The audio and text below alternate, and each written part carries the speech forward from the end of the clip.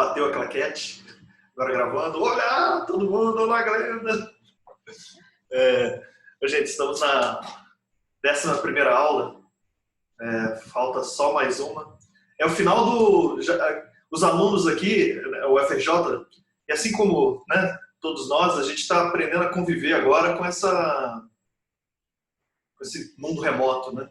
E aí está sendo um grande desafio para o FRJ, para as universidades, para as aulas, né? Eu acredito que seja um desafio maior, por exemplo, para a aula de pessoas de ensino fundamental, para crianças. Deve ser complicado. Mas aqui a gente está nessa aula que é o período letivo, e nós estamos, período letivo excepcional, e nós estamos no final, né? No finalzinho. Eu imagino que os alunos estejam, né, aquele final de período, entrega de trabalho, entrega daquilo. Então, assim, né? E aí, Glenda Nicásio, queria saber, fazer uma primeira pergunta. Você, olha só que bacana. A Glenda está ingressando, a Glenda Mello. Boa noite, Glenda. Glenda Mello, boa noite.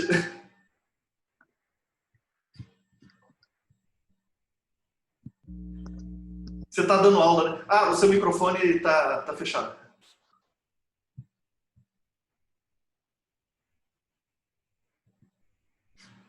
Sim. Pronto, boa noite. agora. Boa noite, desculpa, gente. Eu estava em aula e os alunos, não, normalmente nós terminamos às 20, mas foi um pouquinho a mais hoje. Entendo. Olha, eu estou muito feliz aqui, que eu estou, assim, pode ser besteira, mas eu estou um pouco emocionado, porque eu queria muito, quando eu conheci a Glenda Nicásio, que foi, quer dizer, eu já conhecia dos filmes, mas quando eu conheci no Festival do Conhecimento, a conversa nossa, aquilo ali me marcou muito. E eu conheci a Glenda Mello através assim, por tabela, através da minha esposa, Bárbara Tavella, que ela não aguentou, ela está aqui. Tá aí a Bárbara Olá, Tavella. Bárbara. Ela tá aqui assim, ela é para não dar microfonia, para ela ficar, ela tá lá no outro cômodo. Aí é o seguinte, a Bárbara Tavella, ela trabalha comigo na UFRJ. Hoje ela é super poderosa, ela é superintendente de extensão da Pró-Reitoria de Extensão, trabalha com a Ivana Bentes. Então, aquele Festival do Conhecimento, Glenda de Castro, que a gente fez, essa mulher aqui que estava coordenando tudo. Ela que, né? E aí, a Bárbara, ela fez uma aula com a Glenda Mello, foi ano passado, não foi, Bárbara? E ela foi falando, ela ficou surpreendida. A Glenda Mello, gente, ela não é do audiovisual e ela traz um olhar, né, ela da letras, a Bárbara também é da letras, e ela traz um olhar bem bacana, assim, surpreendente, que abre outras perspectivas. Por isso que eu passei a te acompanhar, Glenda Mello. Passei a te acompanhar, assim, é a primeira vez que eu estou falando com você, né, de fato, mas eu passei a te acompanhar e eu queria muito que vocês duas se conhecessem, Glenda Nicásio e Glenda Mello. Eu sempre coloquei isso na cabeça, eu acho que eu fiz essa aula para essa desculpa aqui de estar nesse momento. Então sejam bem-vindas e bem-vinda, Bárbara, nossa aluna convidada. Eu queria começar com você, Glenda Nicásio. Você chegou, né? Como você chegou ao cinema? Você é mineira, como eu, né? Mas foi lá para o Recôncavo Baiano, na universidade que virou uma referência, né?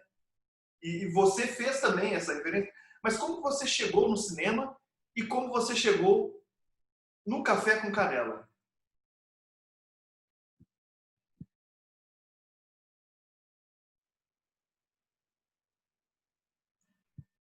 Opa, o som tá...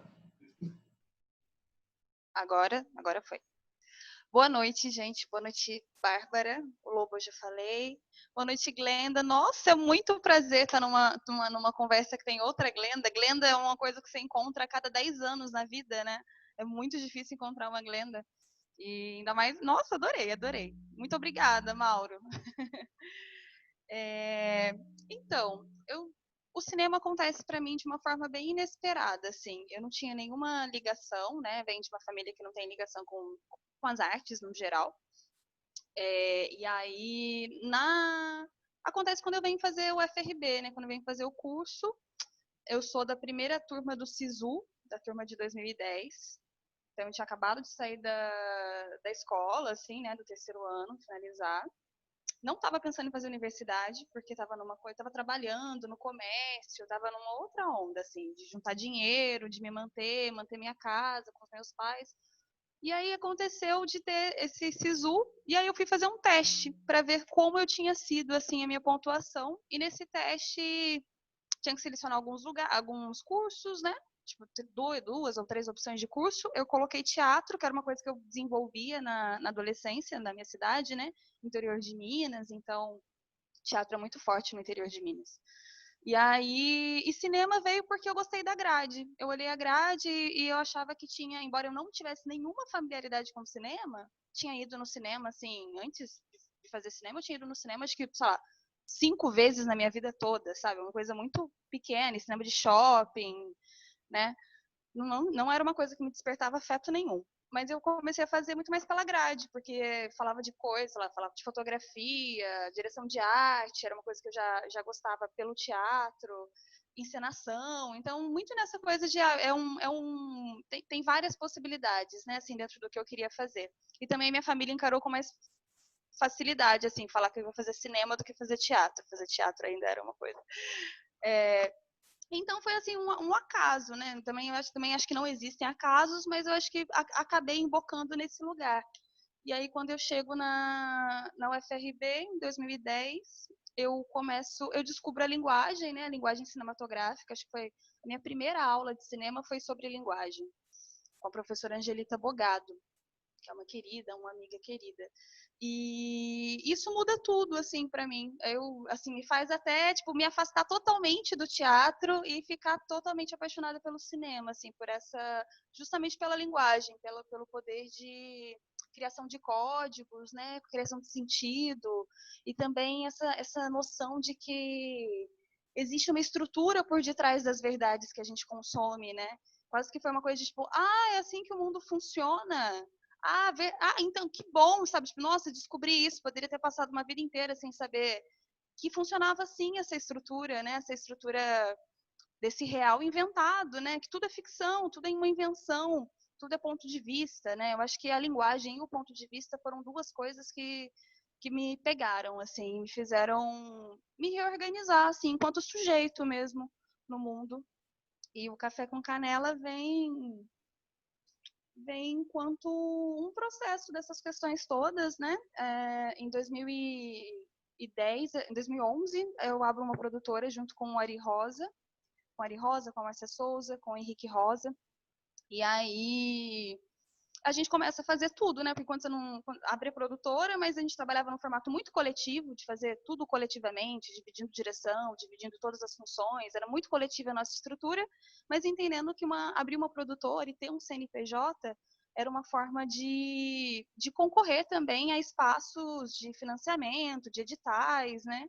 Então, e projeto era uma coisa que eu sempre quis saber escrever. Eu lembro que quando eu estava no teatro, assim, que a galera né, a galera era bem mais velha que eu, geralmente. Meus bandos eram sempre mais velhos. A galera sempre escrevia muito um projeto. Eu lembro muito de falar, gente, eu preciso aprender a escrever um projeto. E aí, quando eu abro a produtora, a gente meio que se dedica a isso também, né? Dentre tantas outras coisas, assim. Mas a gente fez muita produção de evento, cobertura de evento, começamos a trabalhar com cinema educação. A gente fez de tudo, assim, quando você não sabe o que você quer fazer, você faz de tudo, né? Até ir apurando, assim, entendendo e falar, não, acho que queremos trabalhar com realização de cinema mesmo, com filmes, né, num lugar um pouco mais autoral, mas no sentido de ser filmes que tenham, né, que se relacionem conosco e ao mesmo tempo trabalhando com cinema educação, que é uma outra vertente que para mim super tá junto, assim, não são, parece que fazer cinema é só set, né? Parece que é só câmera, ação. E não, né? Fazer cinema é muita coisa. Cinema educação eu acho fundamental, assim, para minha formação enquanto diretora também.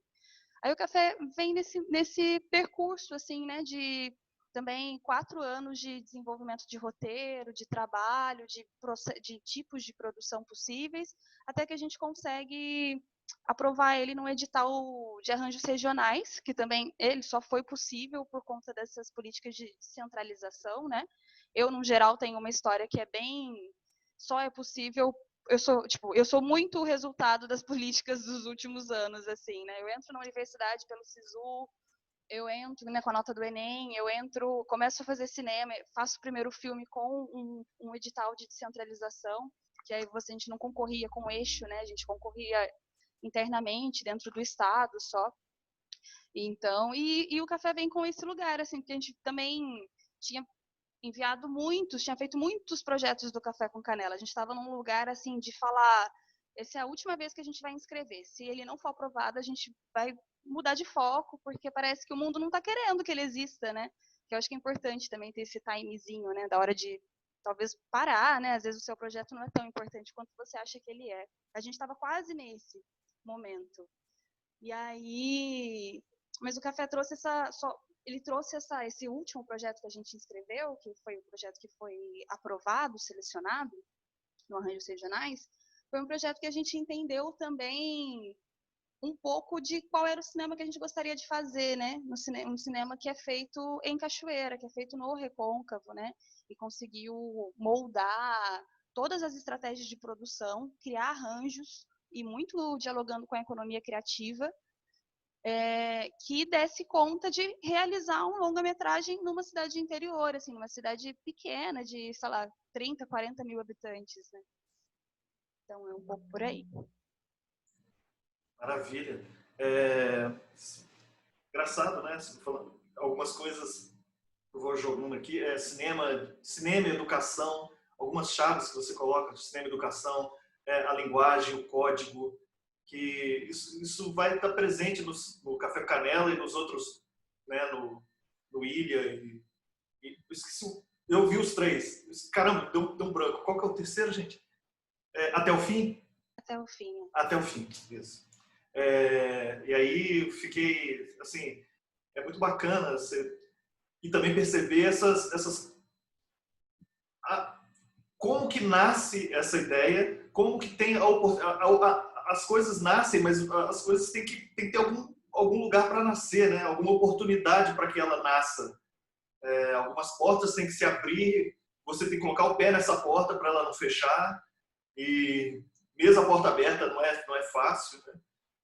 A Glenda Nicásio, Glenda já deve falar isso direto, né, para você, assim, porque é na cara, né, a estatística, porque eu acho que o último filme dirigido por uma mulher negra, de longa, de ficção, foi em 1980, bolinha, alguma coisa assim, e se você olhar, não tem diretoras negras nos últimos 10 anos, 20 anos, 30 anos, assim, roteirista. Esse filme Café Canela, então, com a Glenda, foi o primeiro longa de ficção competitivo em Brasília, tanto de uma mulher negra. Isso diz muita coisa, para além também disso. Só você já diz isso. E os seus filmes são... parece um núcleo do recôncavo baiano, né? Mas cria um polo que traz conversas, que aí eu já vou lá nos filmes de plástico, lá em Contagem, e tem uma gama de conversas dessa questão da negritude e de um cinema, de um novo respiro. Mas eu queria chamar agora a Glenda Mello, porque eu convidei a Glenda Mello a ver o filme, e aí eu estou curioso para ouvir suas impressões. Glenda, pode falar com a gente agora? Posso. Bom, quero dizer que é um prazer estar aqui. E ainda mais com uma outra Glenda, é tão raro. Eu conheci até agora, nesses 46 anos, 2 Glendas. Então, eu acho muito bom.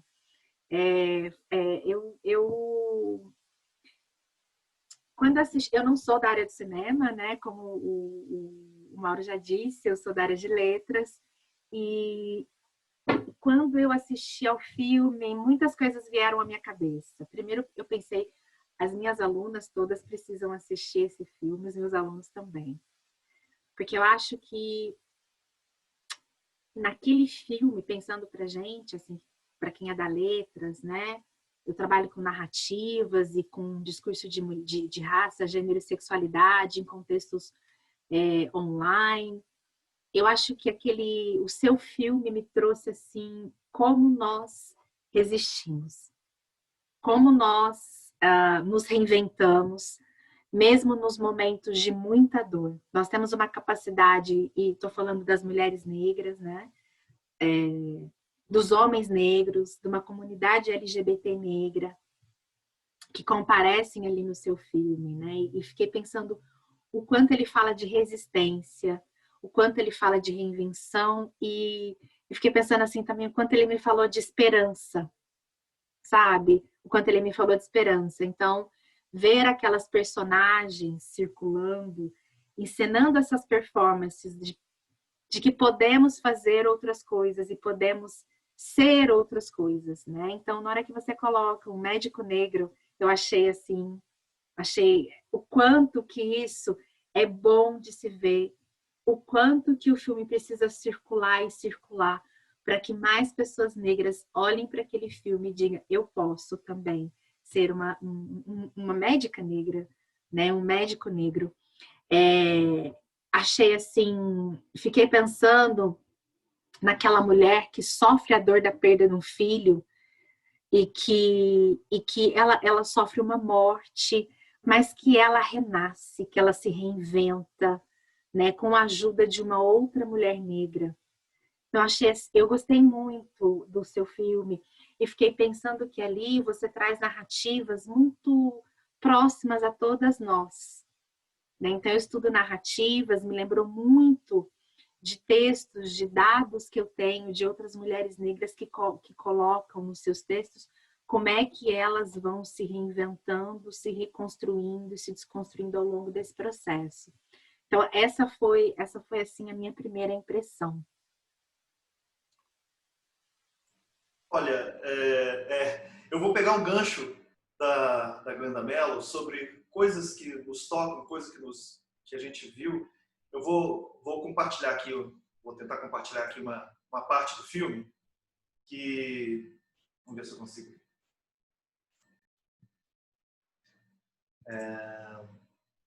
Logo na abertura, temos... Bom dia, flor do dia, aniversário de Paulinho. Ai, tu tá enchendo já, Paulo, para com isso. Bom dia, flor do dia, aniversário do... Coisa mais... Então temos essa abertura com essa voz, né? Parece que eu tenho duas crianças em casa. Coisa mais... Com essa... Isso é um VHS de uma família, e aí você fica olhando com essas imagens, que você fica... que o filme te mostra isso. Então, o que é isso? Férias familiares, mas com essa voz de outro momento. Que momento é esse, né? E aí depois a gente vê uma festa. Festa de uma família negra. Isso aí já me bate logo de cara uma questão que, assim, geralmente eu vejo filmes e imagens de família são Super 8, são pessoas brancas, né? Porque a memória, como é que a gente... É difícil a gente ter essa memória. E o filme já traz essa memória, né, com um VHS de uma família negra e que me bateu. A minha filmografia, minhas referências visuais são de outra. Lá na Europa, sei lá, Super 8, 1960, falei, caramba, Super 8, 1960, película, né? Vê se um pretinho ia ter isso. E aí isso aqui é uma das cenas, e tem uma que eu vou jogar aqui lá pro final.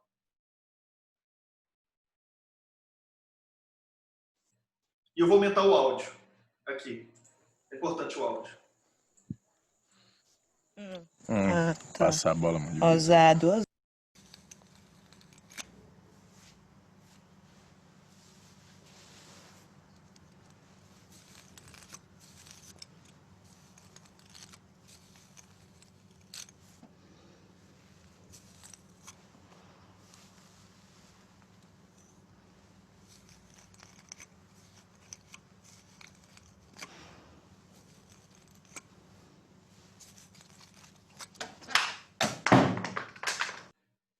Isso acontece aos 59 minutos, quase uma hora, e mais um pouco para frente, temos uma cena rápida, que é belíssima também.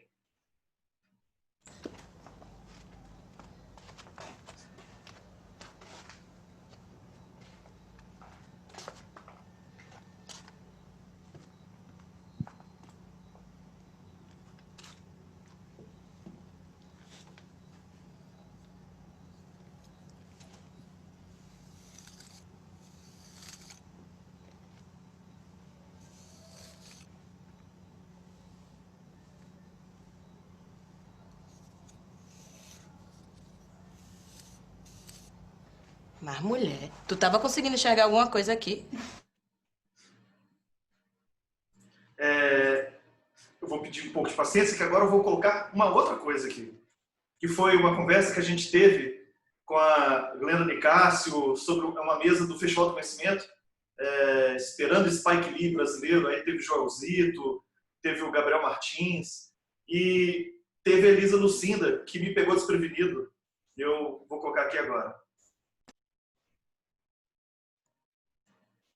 A coisa mais impactante do Café com Canela da Glenda, para mim, foi o teatro lotado, o cinema lotado, todo mundo assistindo, que era um festival, e aí teve a cena do barulho do pente, cabelo crespo, coisa que eu acabei de fazer, com um garfo penteando o cabelo, e o barulho do cabelo e o pente, o barulho da minha vida, desde que eu parei de alisar o cabelo, sei lá, 16 anos, 17, eu comecei a chorar por ter 60 anos e nunca ter visto o som do meu cabelo no meu cinema do meu país. Isso foi uma...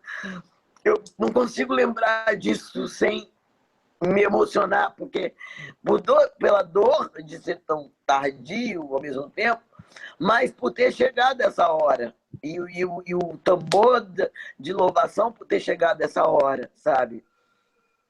E essa é uma coisa que pode passar despercebido por uma sinhazinha que sempre se viu no cinema com longas cenas de escovação, né? Essa cena é uma cena que todo mundo conhece, emblemática do cinema branco, né? Aquela mulher, aquele cetim, aquele quarto nobre, e quando não é ela, alguém sempre escovando os cabelos, e cabelo negro não tinha nunca esse olhar, né? Então é isso, eu sou muito brincalhona assim. Então é isso, né? A Elisa Lucinda solta uma dessa, e aí, vai, Mauro, fala aí eu tô chorando, né? Mas eu não preciso pagar esse mico de novo. Mas, Glenda Mello, eu queria que você me dissesse um pouco sobre isso essas duas cenas que eu mostrei, que parecem tão simples, né? Mas simples para quem, né? Sim, eu acho que essa cena,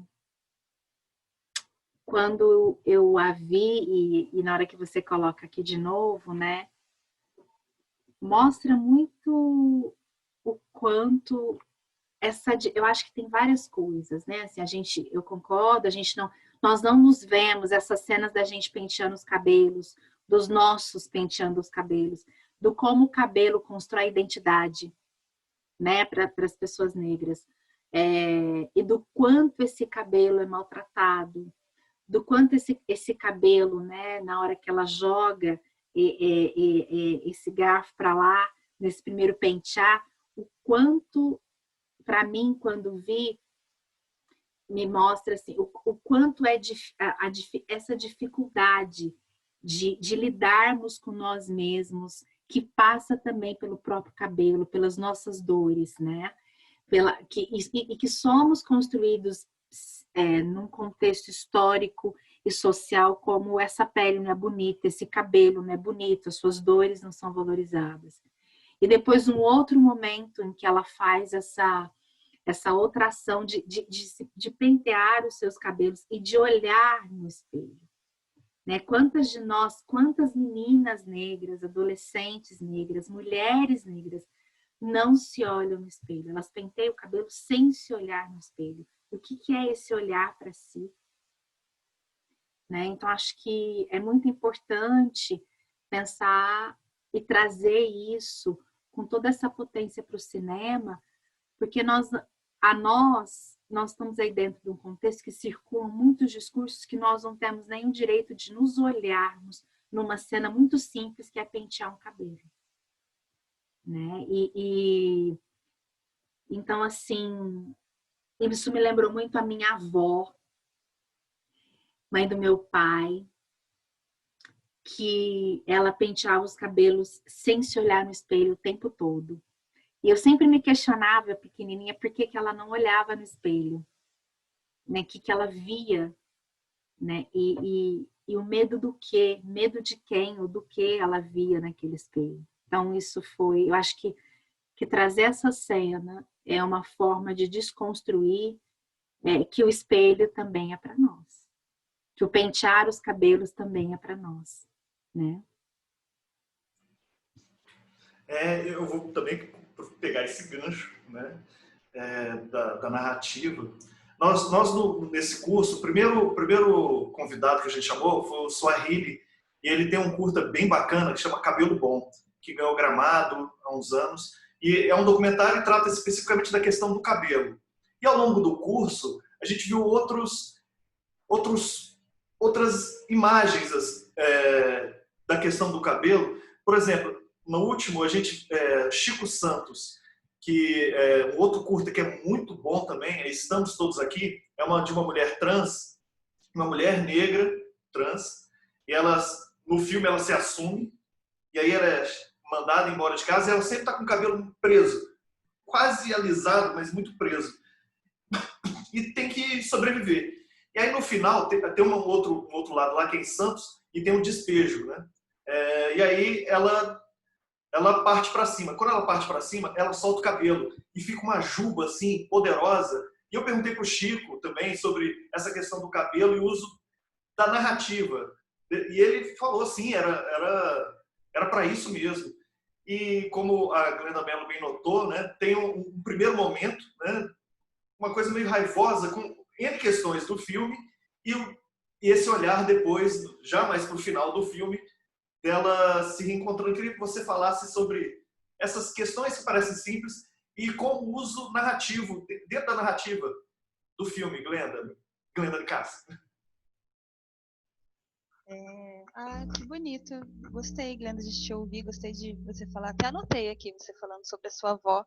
E é mesmo, né? Como esse lugar é um lugar de dor, né? Eu lembro também, tipo, porque eu lembro muito dessa coisa de pentear cabelo e nunca não consegui pentear o próprio cabelo, né? Isso era uma coisa que me dava muito... Qual que é o nome, gente, dessa coisa quando a gente não consegue fazer, não consegue agir? Qual que é o nome dessa palavra? Uma paralisia? Você ficava paralisada? Não é paralisia, não. É tipo, você não se sente... Vai vir, em algum momento vai vir. Uhum. Mas não me senti ativa, assim, né? Te bota nesse lugar de tipo, caramba, eu não consigo nem cuidar do meu próprio corpo, né? Não consigo cuidar do meu próprio cabelo. Quando é criança é mais natural, né? Porque é natural, né? Mãe dá banho, mãe faz tudo. Mas eu lembro desde criança como era dolorido, né? Pentear cabelo era aquela coisa, sentar no meio das pernas e pentear o cabelo. E era uma coisa que não era rápida, né? Geralmente, então, fazia aqueles... Não deixava solto, porque deixar solto, né? Primeiro que não era dito bonito e emaranhava muito fácil. Então, era sempre trançado, sempre preso, né? Muito creme, sempre molhado. E o quanto tipo era um lugar que também tinha isso, né? Você tinha que fazer os penteados porque né, a mãe não tinha condições de pentear todos os dias também, né? Uma coisa que demorava no mínimo 1 hora para pentear o cabelo de uma criança assim, com cabelo crespo, né? E aí, porque fazia as tranças, porque, né, se passasse só um creme e deixasse solto, ia ser muito mais rápido. Hoje eu faço isso, 5 minutos. Mas E depois eu lembro quando cresci, quando eu fui ficando um pouco mais adolescente, pré-adolescente, eu lembro desse pensamento, assim, de tipo, nossa, eu não consigo pentear meu próprio cabelo. Impotência, sentimento de impotência. E é muito doido. E acho que isso é uma coisa que nos pega, né? No filme da Yasmin Tainá, no Cabela, também tem isso. E o Cabela é um filme que é antes do Café até. Bem lembrado, Cabela. Vem antes do Café e assim, eu assisti o Cabela depois de ter feito o Café, acho que foi depois que, assim que eu acabei o Café, eu lembro que eu fui numa exibição que estava passando o Cabela aqui em Cachoeira. E aí eu lembro que eu via alguém conversando sobre isso com a Yasmin Tainá também. Na época o Café não tinha nem sido montado ainda, só tinha sido gravado. E é uma referência, assim, né? Por mais que não seja uma referência direta, mas são filmes que se comunicam, né? Se comunicam muito nesse lugar. No filme da Yasmin Tainá também a gente ouve o barulho do pente passando pelo cabelo. Acho que no Café com Canela também tem esses dois momentos, né? Um momento de raiva, de não aceitação, de não cuidado, né? Consigo, né? De não amor, porque é muito difícil se amar mesmo, assim, né? E eu acho que o cabelo é uma coisa que é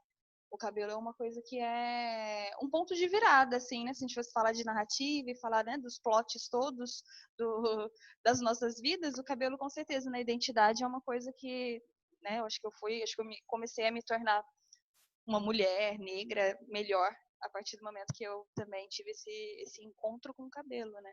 E é bonito como isso são pequenos símbolos, né? Que se comunicam diretamente com um público muito específico, né? E eu acho isso muito legal também do Café. O Café eu tive a experiência de mostrar ele em Roterdã. Não, se bem que não, Roterdã eu fui com Ilha. O Café eu não fui para Roterdã, ele só passou lá. Mas assim, já tive experiência de mostrar ele em lugares muito, muito, muito distantes de um lugar negro, de uma comunidade negra.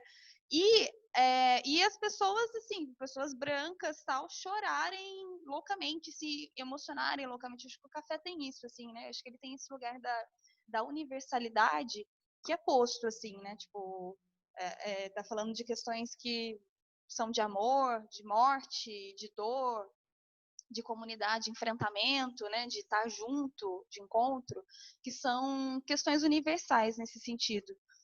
Mas, ao mesmo tempo, é impressionante como, por mais que ele seja um filme que dialogue com todas sei lá, as classes, as raças, digamos assim, ele toca em lugares muito específicos para a comunidade negra, assim, sabe? Tipo, é o tipo de coisa, assim, pequenos arranjos, assim, que a pessoa que é negra vai ter uma outra compreensão do filme, assim como a pessoa que é de candomblé vai ter uma outra compreensão do filme, assim, enfim. E eu acho isso muito interessante, né, também, assim, porque parece que é um público que é muito amplo e é bom que seja amplo também. Eu acho que faz com que as pessoas também exerçam a empatia, né? Essas pessoas que talvez nunca tenham se visto em corpos negros, né? Não, porque não só nós negros, né? Mas pensando na branquitude também, que ficou só se ver, né? Aprendeu a amar um amor branco. E aí, de repente, você tem que se ver numa protagonista negra, né? Eu acho que para algumas pessoas isso deve ser muito difícil. Eu não sei, mas eu imagino, assim, né?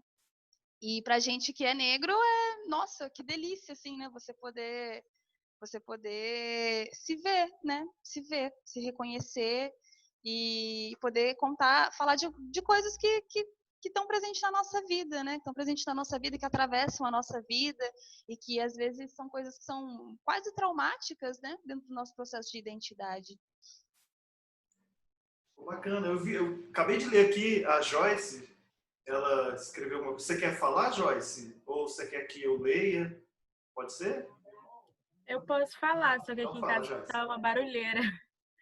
Mas Tranquilo. sobre essa questão do cabelo, até pensei em falar sobre isso no trabalho final, que foi algo que eu observei nos filmes, né?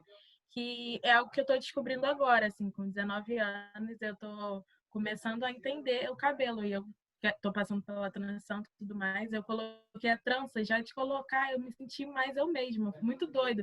Eu falei, gente, como que eu nunca fiz isso? Tipo, eu me senti eu. É muito engraçado isso. Foi um encontro e eu me senti, não sei, uma coisa muito doida, algo muito além, assim, né? Que a gente vai percebendo E eu senti também como se eu estivesse tirando, assim, coisas de mim. E vendo o filme também sobre essa questão do elenco todo preto, para mim foi muito importante. Todos esses filmes que a gente assistiu, e eu ver um casal preto, uma família preta, assim, sabe? É muito importante. Eu agradeço muito por esse filme e por estar passando isso para tanta gente, né? Porque é representatividade real, assim. Acho que as crianças pretas já estão crescendo com isso e se percebendo. Acho isso muito importante. Grato, Joyce. Eu também me vendo aqui, a Bárbara está aqui, a testemunha.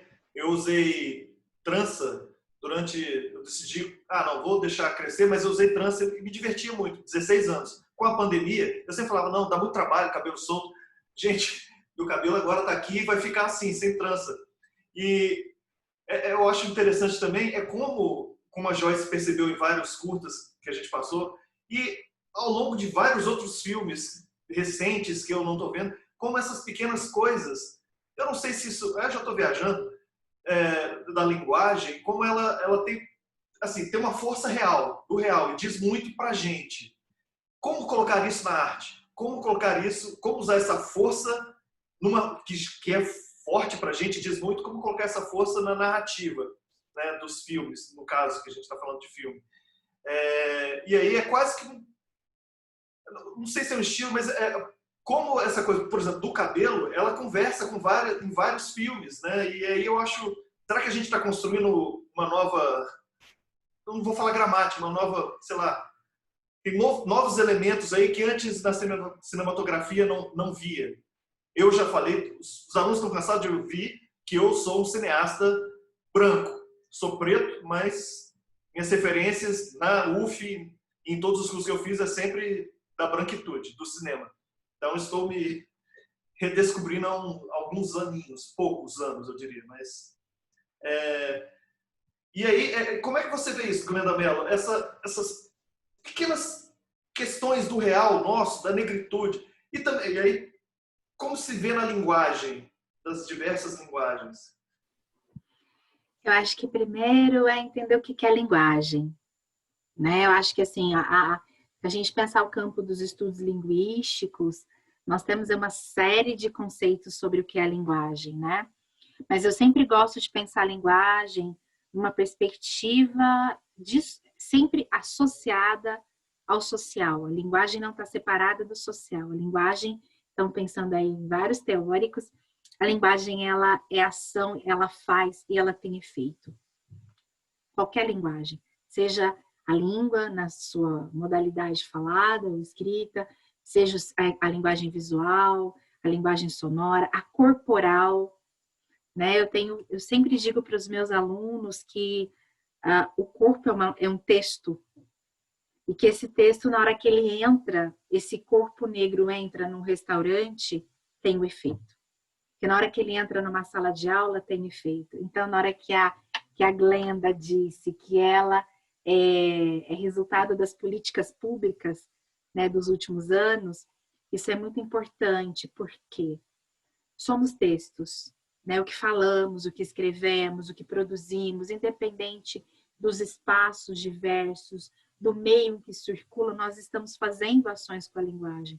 Então, na hora em que a gente tem um filme em que as mulheres negras estão ali, também se reinventando, mexendo com seu cabelo, falando dos seus amores, tendo uma família, tem efeito direto no outro. Os efeitos, eles não são, a gente não consegue mensurar, né? Pensando nessa linha, nós não conseguimos. E a gente também não sabe quando é que o efeito aparece, mas aparece de alguma forma.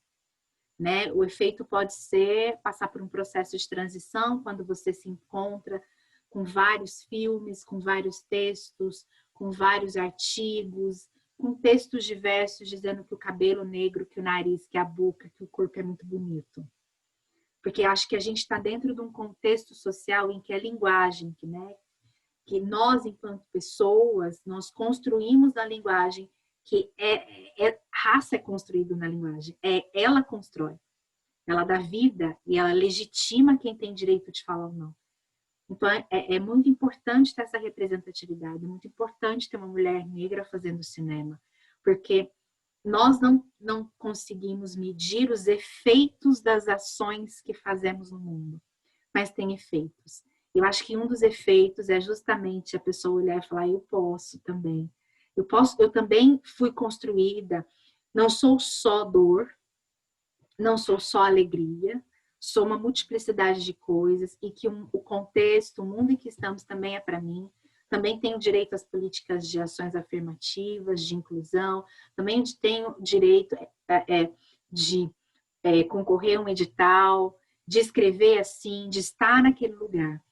E eu acho que isso, se a gente pensar na história do país, se a gente pensar os discursos, os textos que a gente encontra, que falam de nós, são textos que nesse contexto de branquitude todo, há séculos, nos constroem como inferiores em todas as ocasiões.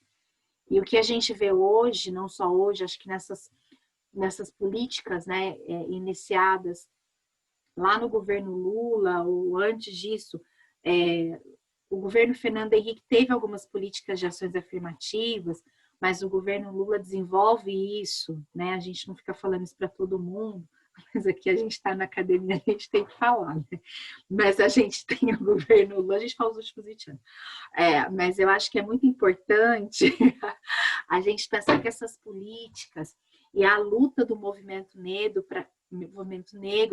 para que essas políticas de ações afirmativas, que são antigas, porque as pessoas acham que elas nasceram agora, não, lá em 1800 e pouco tinha a cota do boi, né, a lei do boi, todo mundo sabe. Então, assim, e aí você vê com a Constituição de 88, que inclui aí as mulheres e tal, mas e a população negra? Então, nesse pouco tempo, desses últimos anos, nesse pouco tempo, o que foi feito tem sido muito importante para a população negra. E a gente vê os efeitos dessas ações no filme da Glenda, nas universidades. A gente vê isso na mídia. Hoje as pessoas dizem abertamente, não me inclui, eu não compro, não vou assistir isso aqui, não é bem assim. E a gente vê esse embate com a branquitude hoje, que eu acho que é um ponto para a gente pensar muito, né? Assim, a gente vê o efeito disso, a gente vê o efeito em termos de política nacional, o quanto essa pequena movimentação que deu legitimidade para uma população que é sempre construída como ilegítima para determinados espaços, como é que a reação, se a gente olhar no contexto que a gente está vivendo hoje, a gente teve uma reação de uma guinada para a direita tão grande, por muito pouco que foi feito, porque foi muito pouco se a gente pensar em 300 anos. Se a gente pensar que tinha uma legislação que a população negra, que proibia a população negra de estudar, né, e que isso é recente a gente estudar, né, assim, se a gente olhar para recuperar as nossas memórias, a gente vai ver que os nossos antepassados, avós, bisavós, não estudaram, tinha até a 4ª série, sabem ensinar o nome, mas as pessoas não sabem o efeito dessa legislação antiga. Então, eu acho assim que o cinema, eu acho que os textos escritos, eles têm ações ali, têm efeito. O alcance desses textos depende muito. Mas eu acho que o cinema, ele tem um alcance muito maior, porque ele circula para vários espaços, né? E acho que isso é importantíssimo para essa representatividade, para a luta antirracista, para marcar, para questionar a branquitude, que tem que parar e pensar, peraí, como é que eu vou fazer? Isso não foi só uma piadinha, né? E que ela faz ações. Eu acho que a gente está num momento muito importante disso, né? E olhar como é que a linguagem, ela faz tudo isso, ou seja, nós fazemos. E como é que ela tem o poder de transformação. Acho que assim, vejo sempre com duas faces. Um poder de repetir, que vai sedimentar o mesmo, né? Entre aspas, esse mesmo, assim, sedimenta discursos que nos colocam como inferiores, mas eu gosto mais de pensar que a linguagem tem esse poder de transformação. Pelos textos que fazemos, nós podemos contar outras narrativas, incluir outras pessoas, contar outras histórias. E eu acho que isso é muito importante se a gente quer entrar numa luta antirracista. né, numa luta antirracista. E eu acho que o filme da Glenda traz essas narrativas e eu gostei muito de ver como é essa sororidade, essa solidariedade, porque inclusive nos constroem como não dando apoio a outras pessoas pretas, né? E o que a gente vê no o nosso cotidiano não é isso que a gente vê. Assim como há todo um discurso que coloca as mulheres, não vou interseccionar com raça, que eu coloco as mulheres como aquelas que são inimigas de outras mulheres. A gente vê naquele filme toda uma sororidade, uma amizade, um amor, né? De encontros de vidas que mesmo no sofrimento se une e consegue encontrar momentos de alegria. Então, eu gostei muito disso, eu fiquei muito comovida. No começo, tenho que dizer que no início do filme eu não conseguia me localizar muito bem, né? E eu acho que esse era assim, acho que isso, fiquei pensando, isso é de propósito, para a gente não saber muito bem, tirar a gente do desconforto. Aí eu ficava pensando, é uma família, aí é aniversário, aí depois veio a narrativa, e eu gostei muito disso, né? Esse lugar da narrativa que te tira do lugar, né? Que você tem que ficar, aí eu penso, aí você vê, aí você começa a contar, a ver como essa história vai sendo contada, os pontos de virada que tem nela, porque não tem só, como esses personagens vão se unindo ali, né? E um ponto que eu achei também muito interessante é o médico gay negro. A gente sabe o quanto é difícil para homens e mulheres LGBTQ+,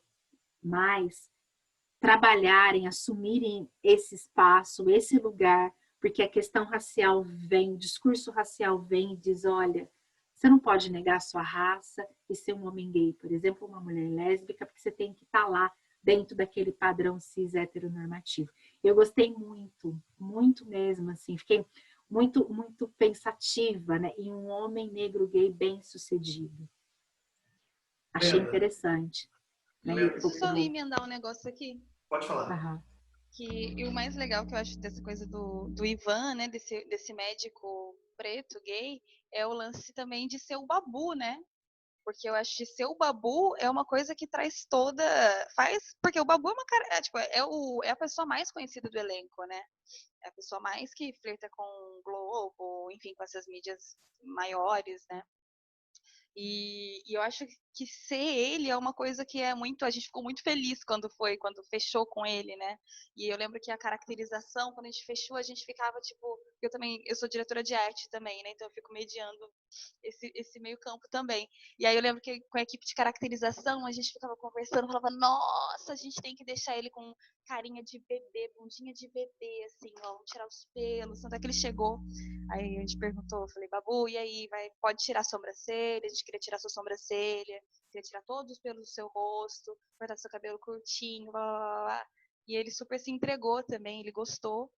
E a forma com que ele apareceu no filme também foi muito inusitada, né? Eu estava fazendo um projeto de cinema e educação com o Ari, que é o diretor do filme junto comigo, né?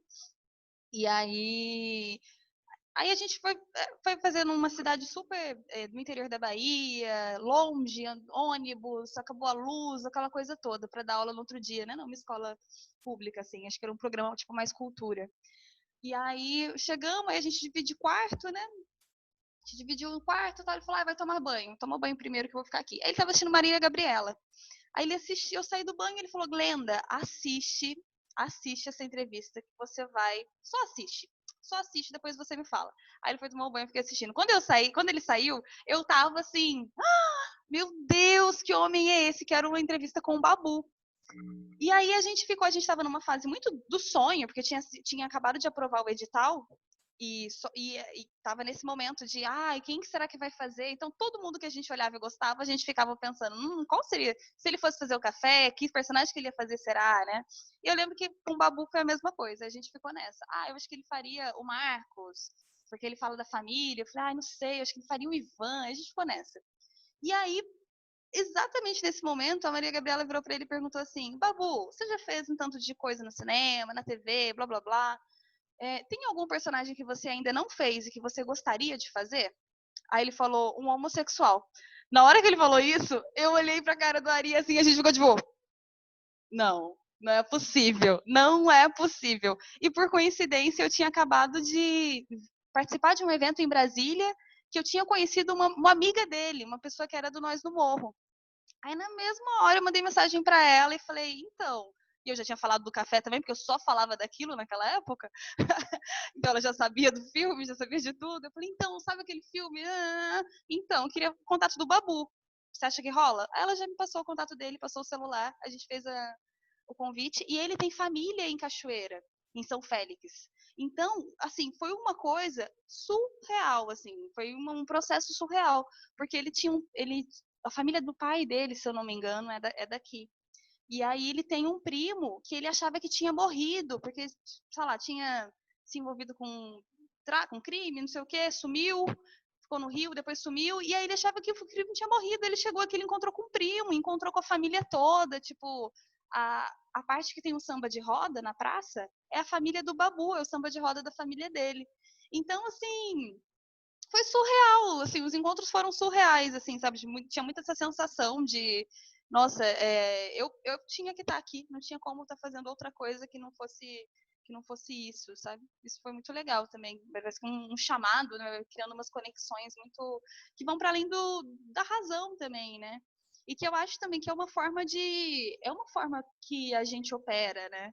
E que é muito, que cada vez mais eu tenho tentado me trabalhar, inclusive, para além de falar sobre isso, mas me trabalhar mesmo para aceitar esses lugares também, né? Porque a gente sempre é colocado num lugar da racionalidade, que, ok, também sou extremamente racional, mas tem um lugar da emoção, da paixão, da intuição, que é muito pelo que nós somos feitos, né? Somos feitas, assim, e que é muito legítimo. Nossa, eu acho que quando metade das melhores coisas que eu faço criativamente vem desse lugar. Com certeza, assim, vem muito mais desse lugar. Que é isso? Depois as pessoas ficam perguntando, mas por quê? Aí a gente tem que desdobrar porque claro que tem uma raiz, tem um estratégia, né? Um pensamento muito estratégico ali. Um planejamento, né? Porque a gente também não consegue viver sem se planejar.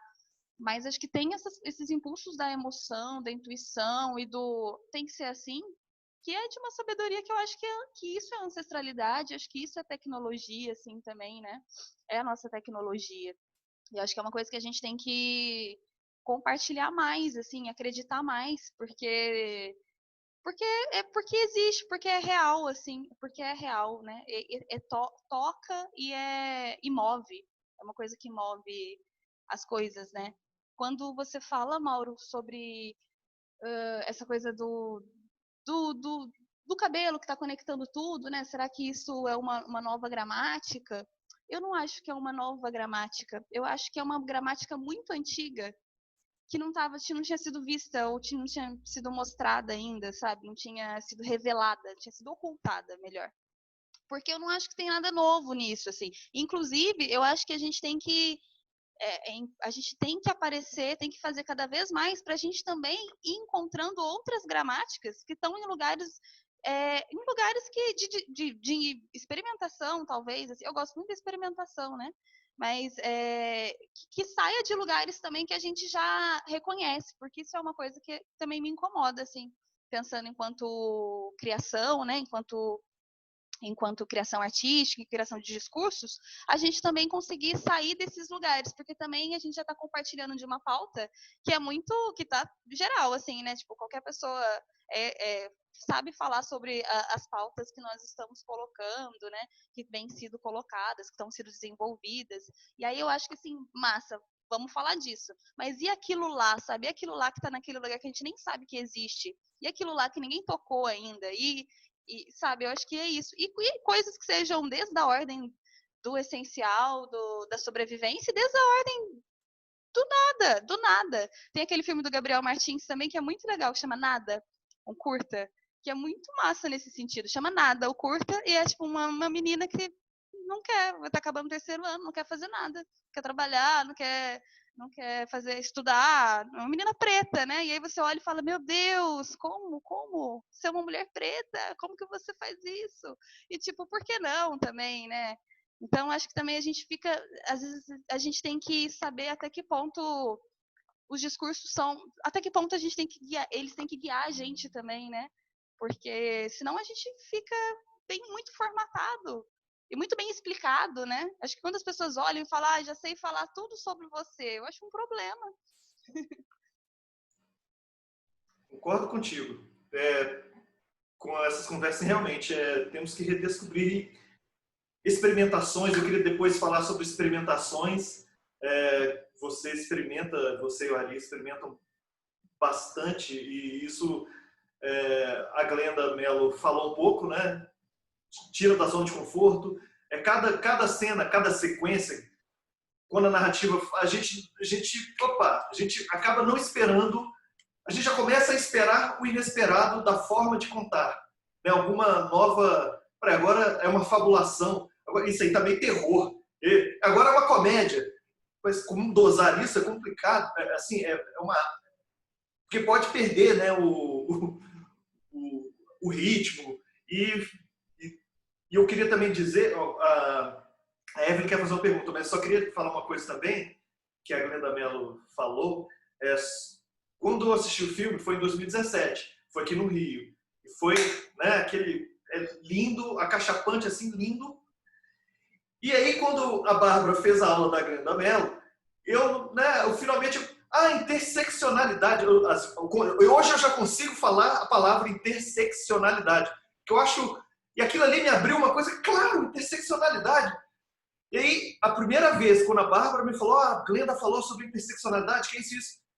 Babu veio na minha cabeça. Primeira pessoa foi o Babu, o personagem Babu, do filme do Café Canela. Veio direto. Porque eu conheci o Babu, assim, eu não conheço o Babu, mas o primeiro filme que eu vi foi do Elvésio Raton, Nas Ondas do Rádio, isso antigão, milênio passado, já pode falar, né? Milênio passado, e ele fazia o papel, acho que de um traficante. Aí o Babu é o traficante, o cara másculo, violento. Eu acho que ele já estava cansado disso, né? E às vezes meio burro, que assim, o másculo burro, violento, favelado burro. Aí, eu acho que ele estava cansado disso. Quando vem esse filme, quando vem essa coisa da interseccionalidade, poxa, o Babu é o personagem, né? Gay, e ainda é casado com um cara mais velho. Como se não bastasse, o cara mais velho é branco. Então tem só esse núcleo explode. Eu não vou passar aqui para Evelyn. Evelyn, você queria fazer uma pergunta? Mas assim, Glendas, o que eu falei sobre essa interseccionalidade me é muito cara nesse filme também. Depois, se vocês puderem dar uma palhinha. Mas, Evelyn, você queria perguntar? Quer perguntar aqui? Oi, quero sim. Então, diga lá. Desculpa, é que eu tô jantando enquanto assisto a aula. Mas, então, é que eu tive a sorte esse semestre de ter várias aulas sobre negritude, né? E até as aulas que eu não fiz sobre negritude, eu consegui envolver negritude nos meus trabalhos. Foi uma coisa muito legal para mim. E com isso, muitos dos trabalhos foram sobre cinema negro. E não diretamente negro, mas assim, sobre personagens negros em geral. E eu cheguei em umas pesquisas muito assustadoras, que eu li 2 pesquisas. Uma é que jovens negros que assistem mais mídia, essa é uma pesquisa um pouco mais velha, assim, eu acho que tem uns 20 anos já, que jovens negros, homens, eles têm a tendência a ter uma autoestima pior quando eles assistem muita mídia. E também que 70% das mulheres negras que trabalhavam em escritório, que foram entrevistadas, elas têm medo de serem vistas como o estereótipo da mulher negra raivosa.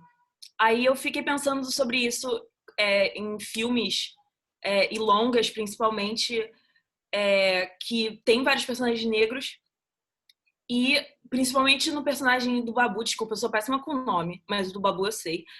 E como... Porque ele, assim, até onde a gente sabe, o Babu é um homem hétero, né? Eu acredito que ele seja um homem hétero negro. E como você fez pra ele não ser uma Ui, meu Deus, como que se fala? Caractura, não. Qual a palavra, gente? Agora você me embananou também, caricatura. Caricatura, isso, meu Deus do céu. Uma caricatura de um homem gay.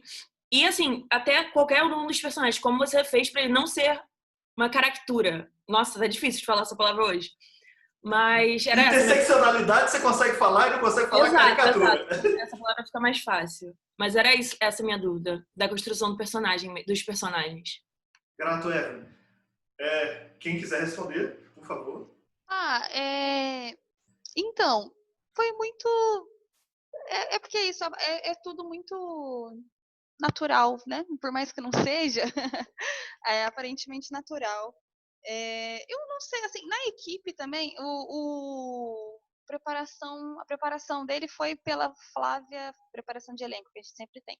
Foi pela Flávia Pedroso e pelo Renan Bozelli, que o Rê é viado. E, tipo, enfim, e na nossa equipe, muita gente é LGBTQI+. Então, não sei, acho que nas nossas convivências, assim, porque querendo ou não, a gente acaba ficando um tempo convivendo, né, junto, assim, nesses períodos de pré, bem na boca de gravar. O Babu acho que deve ter chegado uns 3 dias antes de gravar, mas foram dias intensos, assim, de convivência. Eu acho que, e aí, claro, enquanto direção, eu e o Ari, a gente colocou. O Ari também é um cara gay, eu sou uma mulher lésbica, então também, assim, a gente tinha também esse lugar, e o roteiro acho que já apontava para esse, né, não era um roteiro, não tinha gíria, não tinha, que poderia ter também, e ok, mas nesse personagem específico, assim, ele tinha uma coisa mais não é nem recatada, assim, mas ele tinha uma coisa de menos, assim, né, ele é um personagem que trabalha muito mais com sorrisinho, de canto de boca, faz aquela piadinha, assim, mais na dele, e é um personagem que é mais na dele, né? E eu acho que ele Pensa num cara delicado. Eu adoro esse mote dele. Era Adolfo. Eu acho que ele traz ele já traz pra gente, assim, também, a gente conversou com ele, e eu acho que tudo, né, acho que desde da forma da caracterização, né, uma coisa que eu ando falando muito também é que o quanto a caracterização ela é importante pro próprio corpo do ator, né, porque a gente fica nessa coisa da caracterização, pensando no personagem, pensando até cenografia também, pensando em personagem, essas coisas, mas o quanto público, mas enquanto pro ator em si tem toda a diferença, faz toda a diferença, né? Então acho que os lugares que a gente já tinha moldado para ele se encaixar, né, para ele entrar no personagem, para descobrir, trazer o personagem, já eram lugares que caminhavam para isso, sabe? Para esse outro, para essa outra forma também de retratar um homem negro gay, né? E acho que isso era na real, acho que isso era uma coisa que a gente tinha mais medo com tudo, assim, sabe? Com todos os personagens, assim, era coisa de não ser caricatura, né? De tipo, não é, de não ser, de não ser os piores exemplos que a gente tem, né? Porque quando você me imagina, um cara é viado, o seu personagem é viado. Aí, tipo, parece que é isso que as pessoas faziam antes, né? Tipo, o seu personagem é viado. Então eu daria um bom dia, então eu vou dar um bom dia. E aí pronto. E aí agora eu já disse que ele é viado porque e não, né? Eu acho que a gente ficava tentando trazer que ele, né, era viado por outros lugares, assim. Glenda Mello, o que você tem a dizer? Eu acho que a questão da interseccionalidade que você falou e que comparece no que a Glenda disse, eu acho que é muito importante a gente pensar de forma interseccional. E aí a gente tem várias coisas, né? Depende do autor que você vai ler sobre interseccionalidade. Mas eu acho sempre importante porque a gente vê que essas intersecções vão aí possibilitando que a gente encene diversas performances, né? Então, acho que na hora que a gente pega, na hora que a gente pega a categoria mulher, por exemplo, seja lá o que significa, na hora que você vai interseccionando, você vai vendo que são mulheres muito diferentes. Se a gente pensar no próprio feminismo negro, o feminismo negro diz isso, né? Você vai olhar, você vai com uma lente olhar para aspectos que são importantes para aquele grupo. Você tem algo geral, mas que é importante para aquele grupo. E eu acho que a gente pensar raça, a gente ganha na hora que a gente olha pelo olhar interseccional. Na hora que você pensar assim, não estou falando só da raça, porque fica parecendo algo totalmente sedimentado. Não, ela se mistura com outras categorias, como gênero, como nível de escolaridade, como lugar, nacionalidade. né? Aí você pensa assim, você vai para fora do país, você é uma mulher negra, a gente tem que tomar cuidado por onde você vai. Então, eu nunca esqueço que eu fui para um congresso e a moça era bolsista CNPq, do PNPD na época, e fui para um congresso, né? E o congresso era na França. E a moça disse assim, a atendente, olha, tem uma passagem aqui que é bem mais barata, você entrando por Madrid. Aí ela me olhou e falou assim, não, mas não é bom você entrar por lá. Aí eu falei, por quê? Né? Ela falou assim, porque há todo um discurso de que essa mulher negra que entra por Madrid, ela pode ser confundida com uma garota de programa e tudo mais, e que isso traz algumas questões. Eu fiquei pensando, falei, eu quero essa dor de cabeça? Não quero. Né? Então, assim, vou entrar por um outro lugar. Então, acho que assim, e aí tive que um dia na minha vida ir num congresso que entrava por Madrid, não tinha outro jeito. Era na Espanha. E qual foi a intersecção que eu achei que me tornou menos suspeita? A língua. A língua. Porque daí o meu colega falou, na hora que ele se apresentou, entregou documentação, ele falou em português, e na hora que o moço virou para mim, eu falei em língua inglesa. E isso me construiu como uma mulher negra naquele contexto diferente de uma mulher negra que chega em Madrid como garota de programa. Ele não teria tido problemas. Então, acho que é sempre bom a gente olhar essas intersecções, porque elas também podem ajudar a gente a preservar a face e saber usar delas. Né? Então, nós não somos só mulheres, nós somos mulheres negras, mas nós também não somos só mulheres negras. Nós somos mulheres negras cis ou não cis, por exemplo. Né? E que mora num determinado lugar e que o jeito da minha fala me diz que eu sou do interior de São Paulo e que as pessoas acham que eu sou do interior de Minas ou que eu sou de tal lugar. E que isso nos marca. Né? Isso nos constrói. E eu acho que até para analisar os dados, isso nos permite compreender melhor essas outras, entre aspas, eu não gosto dessa palavra, essas outras categorias. Então, acho que quando a gente intersecciona, mesmo se a gente for olhar para a branquitude, a gente tem que interseccionalizar isso, né? Uma mulher branca, de classe média, aí você já começa ali, né, com base no conhecimento que a gente tem, você já vai falando, é uma mulher branca, rica, você já sabe, assim, um pouco o que te espera, o que ela vai dizer, né? Ou é um homem indígena, a gente esquece do indígena, a gente apaga o indígena, né? Ou então uma mulher hipônica, quer dizer, como é que as mulheres descendentes de japonesas são construídas dentro de contexto brasileiro também, né? Como é que essas coisas, então acho que assim, não ajuda a gente a compreender como é que esses fenômenos, vão operando em lugares diferentes. Se você está em São Paulo, ser uma mulher negra é uma coisa muito diferente, eu acho, do que está no Rio, do que está em Minas, do que está no sul do país, né? Do que está no Nordeste, no Norte, fora do Brasil. Aí você entra uma categoria que é a nacionalidade, nesse contexto atual, anda pesando assim muito positivamente, como todo mundo vê, né? Então, assim, entre aspas, isso, muito irônica. Eu acho que é muito importante a gente interseccionalizar para compreender essas nuances. E eu vejo isso no filme, porque são todas interseccionalizadas, né? Então, você tem um homem negro, gay, médico, você tem um homem branco, idoso, num relacionamento com esse homem negro, você tem uma mulher negra, jovem, casada, que cuida da avó, você tem o marido dela. Então, acho que é interessante olhar porque eu acho que a gente consegue perceber as nuances, que se a gente olhar só pelo gênero, a gente perde. Se a gente olhar só pela raça, a gente perde, porque daí você fica só entre aspas, numa estrutura, né?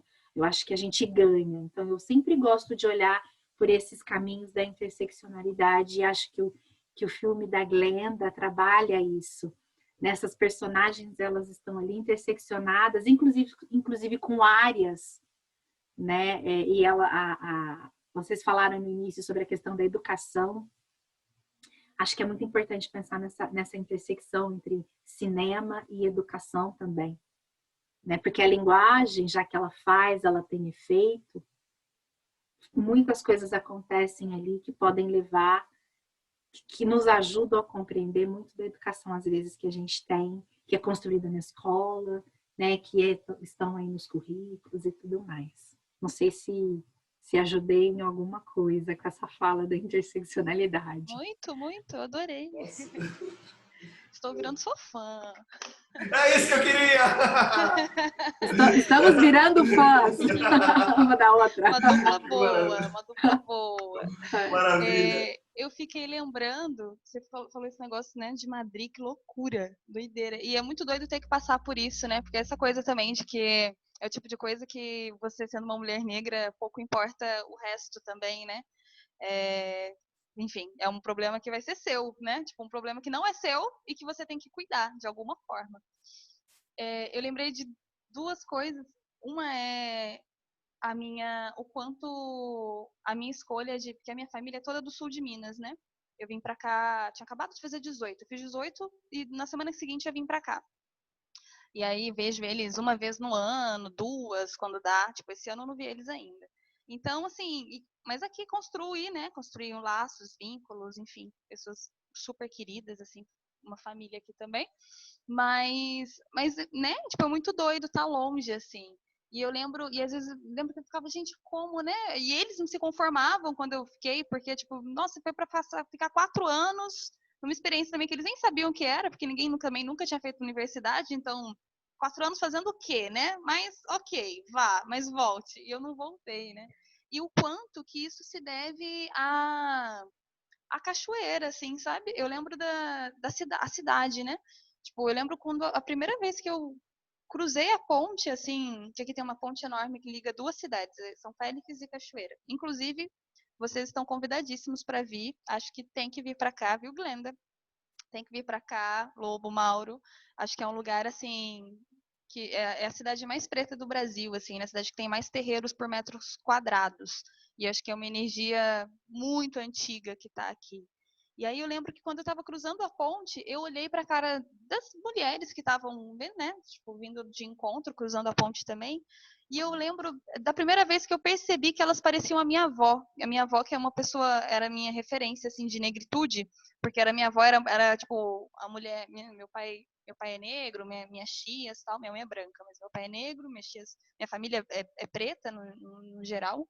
Mas a minha avó era uma pessoa que todo mundo falava que é baiana, sabe? Porque ela usava muita pulseira, brinco, colar. Era uma pessoa que tem, tipo, sabe? A galera chamava ela, você é muito baiana, você é muito baiana. Quando eu vim pra cá, todo mundo ficava falando isso. Nossa, tá seguindo os passos da sua avó.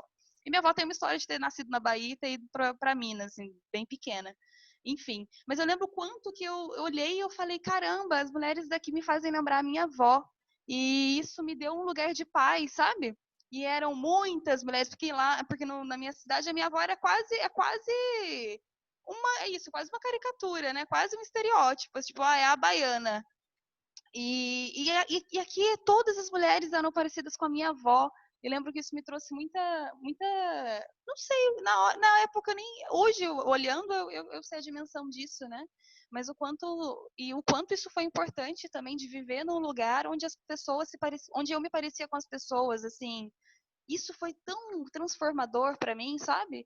Tipo, enquanto diretora, enquanto mulher, nossa, viver nesse lugar assim onde a maioria da população é preta, onde a maioria da população vive de acordo com coisas que eu acredito também. O quanto comunidade é importante para esse processo, né?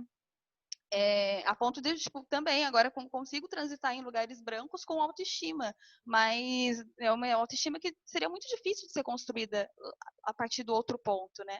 Do diferente, assim, que te aniquila, que te anula, né? E a outra experiência que eu queria falar é uma experiência que eu fui para Camarões, na capital de Camarões, na África, e para passar o café com canela. Foi um festival que surgiu do nada, me chamaram, e lá a galera fala francês. E eu não falo nem inglês, eu não falo nada. Nada. Então foram 10 dias, muda, mas foram 10 dias interessantes e tal. E eu lembro que o quanto foi maluco, primeiro porque, enfim, né, eram 10 dias num lugar que ninguém falava, ninguém do festival falava, assim, para ir no banheiro eu tinha que fazer mímica. Então foi uma coisa intensa. mas era um festival que tinha muito dinheiro, muito dinheiro. E aí eu lembro que aí, né, tipo, vai sair, vai começar, hoje vai ter a abertura. Aí eu lembro que eu corri, peguei o busão, fui lá para a abertura. E aí, quando eu cheguei, fui com a minha roupa de festival de Brasil, né? Que é tipo um vestidinho, no máximo um vestidinho da feira que eu compro. Pronto, aquele sapatinho mais limpinho, mais novinho, beleza. Quando eu cheguei lá, a galera tava de tipo, tinha gente que tava de smoking, tinha gente que tava de tipo vestido longo. As mulheres e as atrizes, principalmente as atrizes, era tipo uma coisa muito, era tapete vermelho, assim, tapete vermelho, muita luz. E galera preta rica. Eu lembro que eu sentei assim sentei no teatro e aí eu olhava assim, era tipo, e tinha sheik, tinha galera da Arábia, tinha tipo geral, e a galera rica. E eu ficava tipo, meu Deus, eu lembro que no primeiro, eu não sabia nada, não falava nada, então eu nunca sabia, eu não tinha planejamento, eu só ia com onde as pessoas me levavam. As pessoas falavam, vem, eu ia. E aí, tipo, eu lembro que na primeira noite, acabou, eles falaram, vai ter um jantar. Aí eu fui com todo mundo, e aí foi um dos jantares mais ricos que eu já vi na minha vida, assim. Eu nunca participei de um jantar com tanto luxo. Com tanto luxo, com tanto luxo! E com tanto luxo, com gente preta! Foi uma coisa, assim, estarrecedora. Eu lembro que quando eu saí de lá, eu fiquei pensando, gente, eu preciso... Se um dia eu tiver uma criança, se um dia eu tiver... Qualquer criança de qualquer nível de familiaridade, de preta comigo, eu quero levar essa criança com 7 anos para ver isso. Porque eu ficava falando, se eu visse isso com 7 anos, eu acho que eu seria outra pessoa totalmente diferente, sabe? Um nível de riqueza que a gente não está acostumado a ver, assim, você olhar, galera, e também tem aquela outra coisa de você não ser considerada preta, né? Que aí é outro lugar também de você andar na rua. Eu andava na rua e a gente, né, brasileira, sair daqui com essa coisa de mama África. Eu andava na rua e as mulheres fechavam muito a cara para mim. As mulheres não gostavam de mim. E aí, porque eu gostava de andar sozinha, assim, na rua, né? E aí tinha uma realizadora que era de lá também, que era africana. E ela tinha uma pele mais clara, tipo a minha, um pouco mais clara que a minha até. E aí ela falava isso, ela falava, você é como, as pessoas, eu acho que elas te identificam, você não é estrangeira. Por mais, porque foi 10 dias eu sem falar com ninguém, não ter vínculo com ninguém, eu fui me sentindo, gente, no lugar que eu mais queria, né? Ser aceita. E aí ela falou pra mim, não, você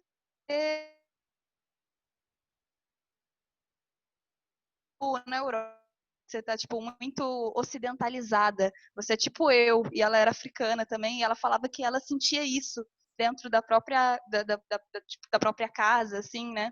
Então, o quanto também essa coisa da intersecção nos pega por todos os caminhos também, né? E depois eu tive outras amigas também que foram amigas que têm famílias africanas e que foram para lá e também passaram por esse susto, né, de não ser considerada uma mulher negra. Isso eu acho muito interessante.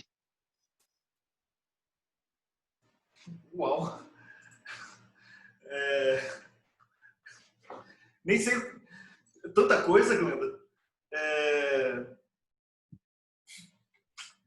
Glenda Mello, você quer... Uau! Assim, são coisas assim muito, né, muito... que é um Greenleaf, você sentiu o Greenleaf de Camarões, né? Aquela série lá americana que é só de pretos ricos, evangélicos, né? E, gente, é mó barato aquela série que te coloca em outro lugar, assim. Achei mó barato isso. Olha, eu queria aproveitar para uma coisa que eu queria perguntar para você, Glenda e Cássio, sobre experimentações. Eu vejo nos seus filmes e no Café com Canela, você brinca com os códigos e aí nos tira do lugar comum e é lúdico ao mesmo tempo. Tanto você traz humor também, mas tem o humor, né, da personagem Sidão, né, que é engraçado, a verve dela, né, de fala, é muito engraçado, as construções, mas também tem o lúdico e tem o humor também nas construções, a sequência. Eu marquei um monte, aqui, ó, isso aqui tudo é marcado para eu jogar e compartilhar. Claro que eu sabia que me ia dar, né? Mas eu acho que um dia tem que... Glenda Mello, Bárbara Tavella e todos aqui, nós temos que ir lá no Recôncavo para sentar e conversar quando acabar essa pandemia. Nós temos que conversar muita coisa sobre a vida, sobre filmes. Mas aí, isso aí. E aí tem uma... a cena da coxinha é muito, muito boa, porque assim, o filme, né? Você tem o roteiro, você faz o filme, como contar, você tem que, às vezes, no roteiro, você tem que passar informação. Ela é vendedora de coxinha. Como você vai solucionar isso no audiovisual, que a gente tem é o audiovisual. Como contar isso? E aí, em alguns momentos, assim, só o cinema pode fazer. A literatura não pode fazer. Tem coisas que só a literatura pode fazer, tem coisas que só o teatro pode fazer. No seu filme tem várias coisas que ali. Isso é cinema. Quer dizer, isso é só que o cinema consegue fazer. Não dá para fazer. Essa cena da coxinha, as pessoas comendo, e aí tem a roda. As pessoas, como é que teatro vai fazer? Como é que eu vou escrever? Você pode até pensar, assim, eu falando já tá difícil, né?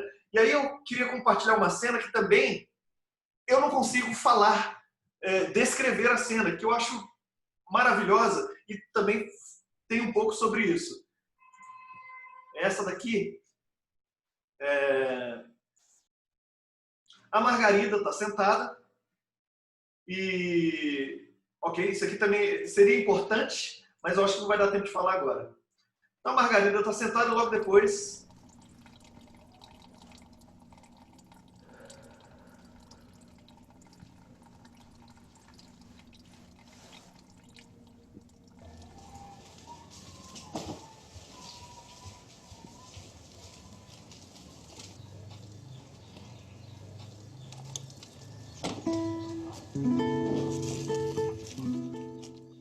Vou adiantar um pouco. Essa cena toda é magia para mim. É magia. Se alguém chegar com isso, é magia. Primeiro o estranhamento, né? Os 3 lugares e a coisa linda. Diz tanto, né? Com tanta coisa. E aí, aqui. Violeta, minha flor. Ei. Bom dia, Cida. Bom dia.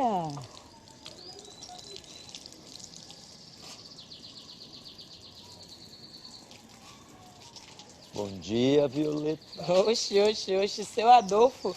Uma hora dessa caiu da cama, foi? É o Felipe. Agora deu de me acordar todo dia às 5 horas da manhã. Ave Maria, quando eu digo pra vocês que vocês dão ousadia demais pra esse cachorro. Violeta, trabalhei com isso. É clientela. Ih, Violeta, nem vem que... Tchau, rei Felipe. Bom trabalho, Violeta. Valeu. Ai. Tá regando as plantinhas, Cida? Ih, Violeta, nem vem. Opa, foi mal. Cabelo, viu? Gostou? Foi na pegada da goiaba. Gente, isso é fantástico. Eu fico boca aberta com essa cena. Porque o cinema é tempo, né? Espaço, né? E só que bidimensional, e como você coloca essa briga com os 3, a hora que passa, tinha que passar ali, aí você fica assim, não, aí. Então, eu queria que você falasse um pouco, Glenda, sobre essa ludicidade de códigos, mas que também dizem muito, porque essa cena diz, não é só brincadeira, não é só uma, vou fazer um portfólio ali. Não, ela diz muito também do espaço, da convivência dos 3, né? Parece que aquilo ali diz, os 3 estão na mesma casa. Eles são íntimos, estão na mesma casa. E diz muita coisa em um curto espaço de tempo e só o cinema, de um jeito que só o cinema pode fazer, e traz uma coisa indizível, né? Aquela coisa do sentimento. Aquilo ali traz um sentimento que eu não sei colocar em palavras. E aí, por isso que a literatura não conseguiria. E aí, emendar nisso e com as fabulações. Essa escolha da narrativa usando as fabulações também. Fale um pouquinho. Essa é muito a cara de Cachoeira, que Cachoeira, ela é uma cidade que as casas são coladas de uma na outra, assim, tipo, de parede e meia, na real. Então, tipo, quem conhece Cachoeira também fala muito, tipo, nossa, é muita sensação de estar dentro de uma casa de Cachoeira, assim, né, porque não tem espaço, tipo, e quando a gente foi escolher locação, a gente conseguiu achar uma das coisas da locação mais importante, mais difíceis também, era encontrar 3 casas que ficassem uma do lado da outra, justamente porque a gente queria trabalhar com esse efeito, assim, né? Então a gente conseguiu 3 vizinhos que, né, alugaram, locaram pra gente, saíram da casa. E foi ótimo, foi ótimo. E aí tem um beco. Na casa do Adolfo também a gente precisava que tivesse um beco, porque tinha a cena do velório, da morte, que a Violeta contorna a casa, bate na porta e volta. Nem precisaria, na real. Hoje eu falaria, cai o beco. Mas na época a gente estava super defendendo o beco. Então, é o tempo natural dentro de uma casa e de outra, assim, entre uma casa e outra, né? Assim, a gente gravou com 3 câmeras essa cena, e é tipo o tempo real, assim, a gente deu play junto de todas nas 3, e aí a cena aconteceu, então de fato isso não gravou uma, gravou outra, gravou as 3 juntas, assim. E acho que isso traz e esse estranhamento também, né? Porque eu lembro quando a gente tava. Mas eu e o Ari, a gente gosta muito do estranhamento. Muito, muito, muito, muito, muito, muito. Nossa, mas tá meio estranho. A gente, sim, que bom, né, que tá estranho. Porque eu acho que o estranhamento joga a gente pra lugares interessantes também, né? E aí tinha essa coisa do, nossa, mas demora muito, porque a gente vai num ritmo, né, sair de uma porta e aparecer na outra, sair de uma porta e atravessar na outra. Aí, de repente, na terceira porta, tem um tempo, né, sai e some. E eu acho isso muito... Sei lá, tem um ponto de vista até infantil, não é infantil, porque tudo que é imaginação também a gente fala que é infantil, né? Mas tem um ponto de vista super imaginativo, né? De pensar, eu mesma ficava pensando no começo, pra onde é que esses personagens vão quando eu não tô vendo eles, né? Quando que eles não estão na minha frente, assim, quando eles só cruzaram uma linha, e onde que eles estão existindo no momento que eu não tô enxergando eles, né? Mas é, Glenda, porque o cinema, agora que você falando isso, o cinema tem atenção quando a gente pega do fora de quadro, né? O cinema é um enquadramento, a gente está aqui no enquadramento, sei lá, aí tem um tal do raccord, toca um telefone aqui, sei lá, a porta daqui vai abrir, né? Toca um telefone, a porta abre. Opa, quando a porta abre, todo mundo percebe agora que existe alguma coisa para além da porta. Que por um acaso a Bárbara está ali. Se ela entrar aqui, já constrói uma coisa fora de quadro. Agora você conseguiu, estou pensando aqui agora, você conseguiu fazer o fora de quadro dentro de quadro. Porque... né? Mas a gente gosta muito do fora de quadro também, assim, fora de campo. Acho que o cinema é muito feito disso, né? Tem coisas que imaginar é mais interessante do que ver, né? E por isso também que eu acho que a literatura é tão fabulosa. Eu costumo falar que as pessoas falam, nossa, cinema. Aí eu sempre tenho uma amiga que eu sempre falo, nossa, eu gosto mais de poesia do que eu gosto de cinema. Aí esses dias ela tava aqui, eu falei, não, meu bem, eu gosto mais de música do que eu gosto de cinema. Cinema acho que eu nem gosto tanto assim. Mas, assim, poesia é uma coisa que eu gosto muito. E eu acho que tento fazer poesia fazendo cinema, assim, né? Gostaria de ser mais... Queria ser poeta. Mas a gente tenta dar esse jeitinho. Porque eu acho isso, assim, eu acho que a literatura... eu gosto muito de palavra. Palavra, eu acho que é uma coisa que é tão... Essa coisa de você não... Porque o cinema é muito pobre nesse sentido, né? Você tem que mostrar tudo. Tudo você tem que mostrar. Aí, nossa, imaginar é tão melhor, né? Eu como boa pisciana, prefiro 1000 vezes imaginar do que ter que ver.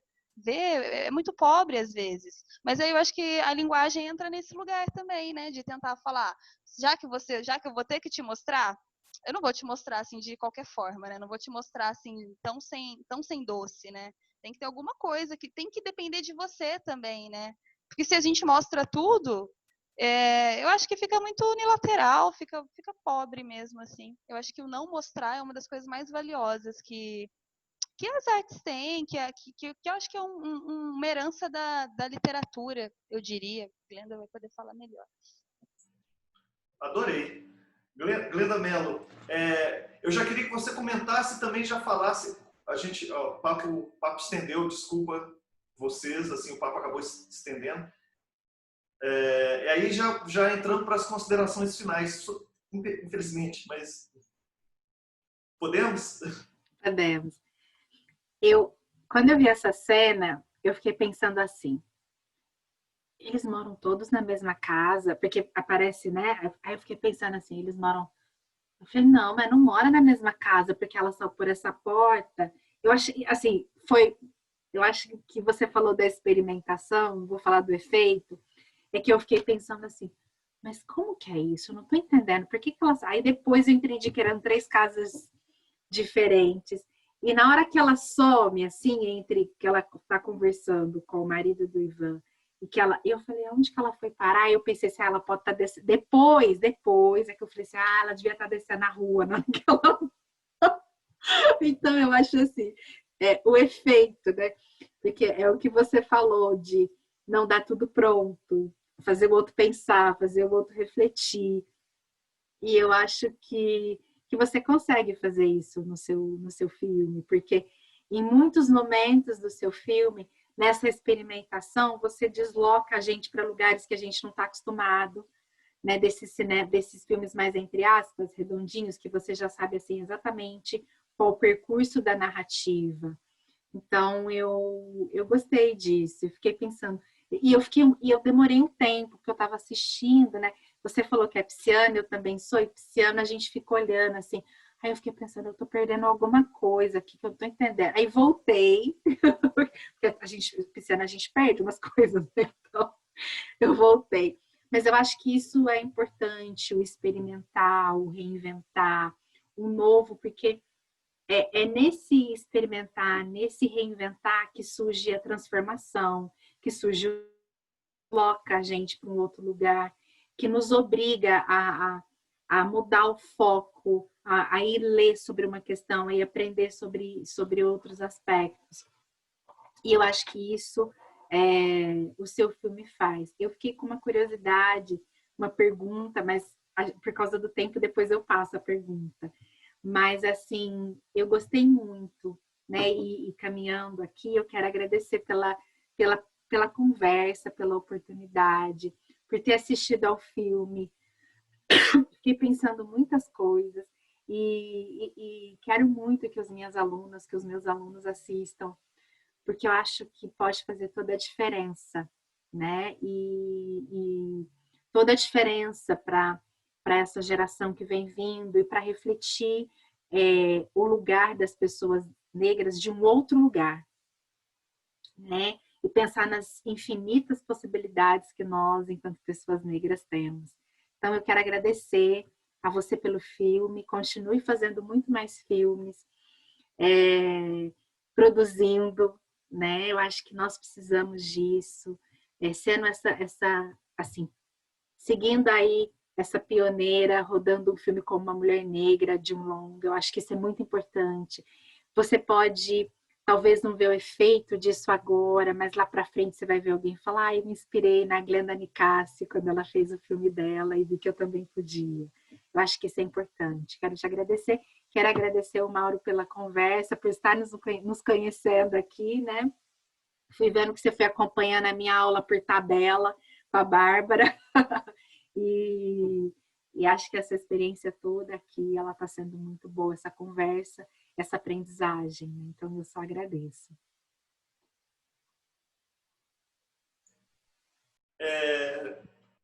Glenda Mello, você também tem que conhecer os outros filmes do Ari e da Glenda. Ilha e Até o Fim.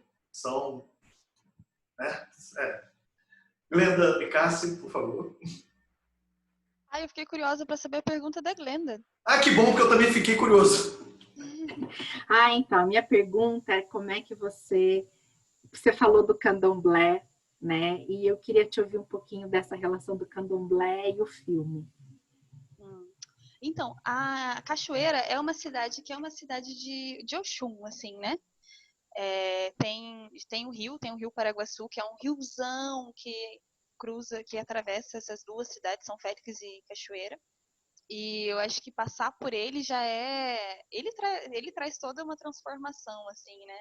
Cachoeira também foi uma cidade escravista, assim, escravagista.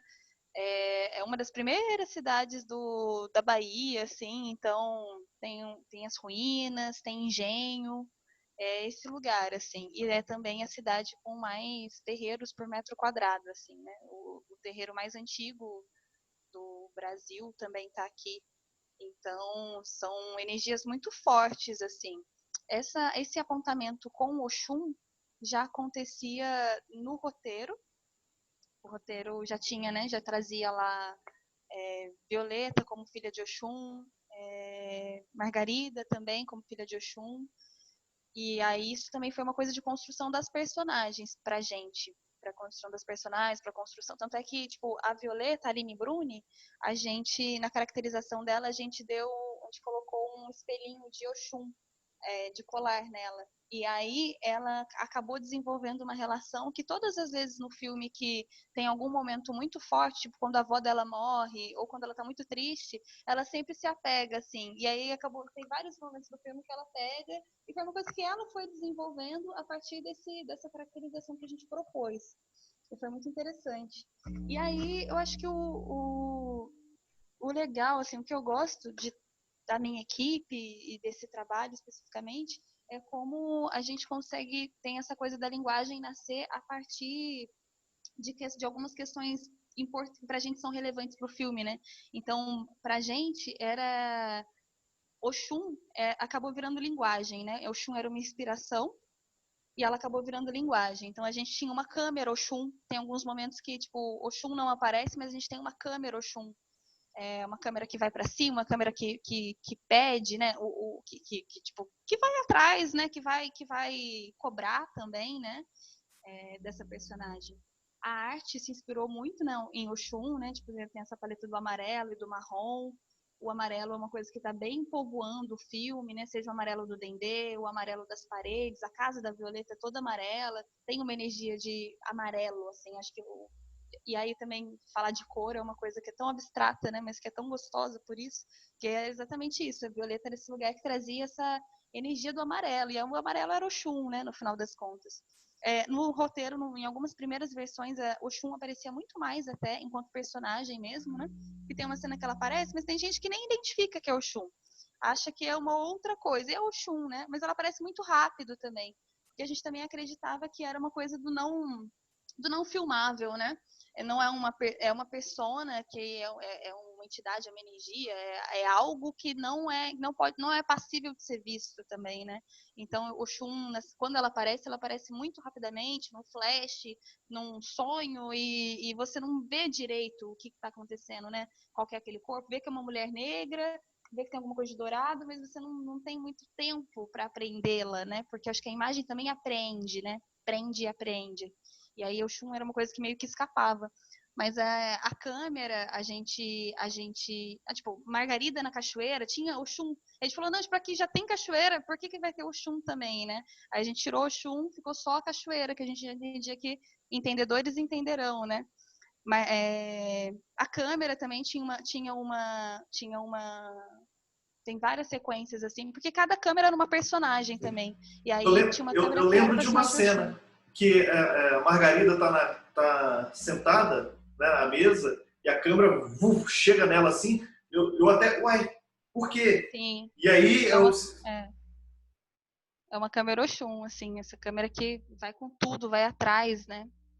Então, acabou virando linguagem mesmo dentro do processo. Olha, eu queria conversar. Direção de arte, eu não sei nada de direção de arte, por mais que assim, é uma coisa que eu acho lindo quando as pessoas falam e me abre um outro mundo. Eu tenho muita dificuldade quando estou falando de dificuldade, não entender quando alguém explica, né? Estou falando de dificuldade quando eu vou criar. Eu sou montador, mas às vezes eu escrevo, mas eu não consigo. Direção de arte é muito. Eu tenho dificuldade.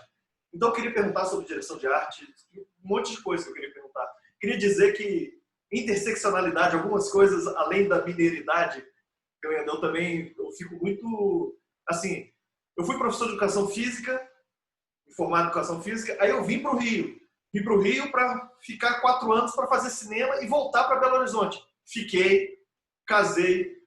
Uma coisa que mais me determina é que eu sou Atlético Mineiro, então eu sou família e sou Atlético Mineiro, sou galo doido. E, gente, vocês não sabem o tanto que eu sofro de não estar assistindo jogos, todo jogo, qualquer jogo. A Bárbara sabe. Time de base sub-15, feminino, treinamento. Se tiver transmitindo, eu vejo. E aí eu vim, casei com uma flamenguista, né, carioca, e não fui isso. E mesmo fazendo cinema, eu falei, eu quero fazer cinema, vim para o Rio, vou fazer cinema, ser diretor. A educação não me deixou, então eu acabei, estou aqui, né? A educação e o cinema também está tudo muito junto. E que a Glenda Mello também falou uma coisa que é muito forte, que eu gosto. 2010, quando eu cheguei, a Bárbara chegou em 2009. Ela também pode falar, ela chegou, trabalhou na escola de comunicação. É um lugar muito elite também. E as entradas, assim, era um mar branco. Ainda continua, estruturalmente, né? Estruturalmente continua, né? Nós temos o UFRJ pela primeira vez em 100 anos, nós temos uma reitora mulher. E é branca. Claro, não poderia ser ela não poderia ser o combo, né? Trans, negra, né? Não, isso também diz muito. Então, para ter um reitor negro da cor preta, só daqui a vão ser 103 anos, quando acabar o mandato dela. Mas na escola de comunicação, de uns tempos para cá, com o que você falou, Glenda, DENEM, outros corpos chegando, mudou muito, mudou as conversas, mudaram as trocas, não é mais bar branco, foi bom para todo mundo. E ao mesmo tempo a gente está com pressão, como a Glenda Mello falou, de acabar com isso, né, de retroceder. Eu lembro quando eu fiz o mestrado, eu fui voltar para a UF. UF eu era o único negro, quer dizer, eu tenho um sócio que é amigo, que é o outro negro, na minha geração da UF, 2006, cinema. Eu fui voltar lá para fazer uma matéria com César Milhorim, lá da UF, professor de cinema. Ele estava dando aula para mestrado e doutorado. Gente, eu cheguei, não foi Camarões, ok, mas porque a minha memória de UF era memória branca, eu estou cercado de brancos. E aí quando eu cheguei lá, tinha um outro branco, mas tudo mestrado, doutorado, tudo preto. Aí eu falei, caramba, o que é isso? Eu estou na UF? Eu fiquei estupefato e é um estranhamento tão bom, né? E aí eu estou pensando nisso, das pressões de mudança, muita coisa acontece dentro, né? Muitas pessoas, a pressão de dentro, junto com a pressão de fora para entrar, mas quando chega dentro, isso é muito importante, né? Essa inércia positiva. Você mover a pedra é muito difícil. Quando movimenta, poxa, ela começa a andar muito. Eu estou pensando no seu cinema, Recôncavo Baiano, sair dessa regionalidade e dessa pressão. Por exemplo, essa aula aqui foi a partir do Festival do Conhecimento que a gente teve, Glenda, e a gente... Spike Lee, Esperando Spike Lee brasileiro e outras, e o Festival do Conhecimento da UFRJ foi bem bacana, trazendo essas questões. E aí a diretora da ECO, a Suzy, agradeço muito a Suzy, ela me pegou, no meio do Festival do Conhecimento, ela me pegou pela orelha, Mauro, você vai dar uma disciplina. Eu não sou professor aqui eu sou um técnico administrativo. Aí eu me juntei aqui e falei, tá, beleza, cinema negro. Aí eu falei, opa, e aí também, vou convidar. Então, essa possibilidade, essa facilidade que a gente tem de trazer coisas, é só quem está aqui dentro, né? E aí tem vários movimentos aqui, tem vários aqui, de pressão de dentro. Eu acho tão importante isso. De dentro também, a coisa surgir de dentro. Porque talvez a mudança é só se tiver alguém dentro fazendo alguma coisa também. Então, eu queria agradecer. Não foi bem um discurso de final, agradecer, mas é isso, eu queria agradecer muito, eu estou bem emocionado com o encontro de vocês e é isso, agradecer demais aos alunos, ao pessoal que está aqui batalhando também, né, nesse encontro remoto que é difícil para todos, todas e todos, é muito difícil, está no final de período, eu sei que, nossa, muitas pressões, né? A gente queria muito estar junto e agradecer demais vocês e obrigado, gente. Obrigadão, gente. Boa noite. Foi um prazer muito grande essa conversa. Muito bom ter conhecido Glenda. Vou virar seguidora.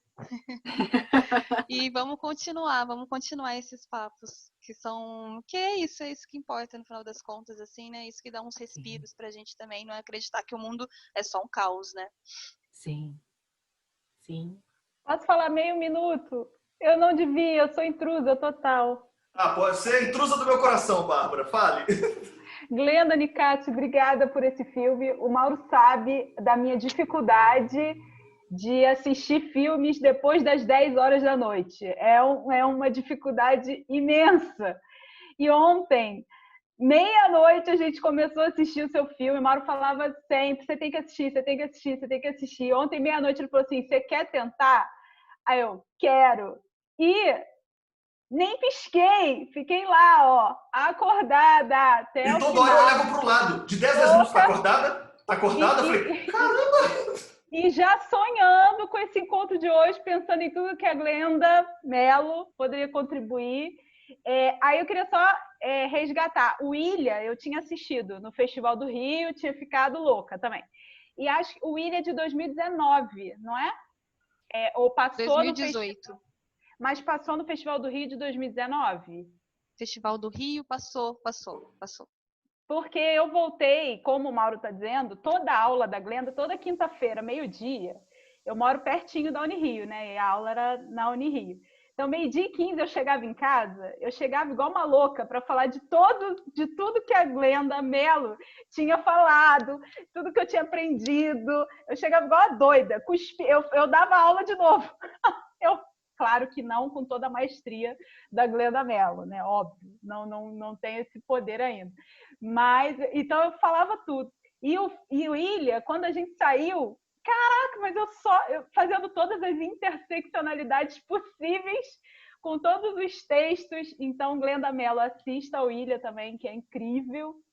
E é isso. Sou muito fã de vocês duas e muito orgulho, assim, de poder, sei lá, ter minimamente mexido alguma coisa aí e ter juntado vocês.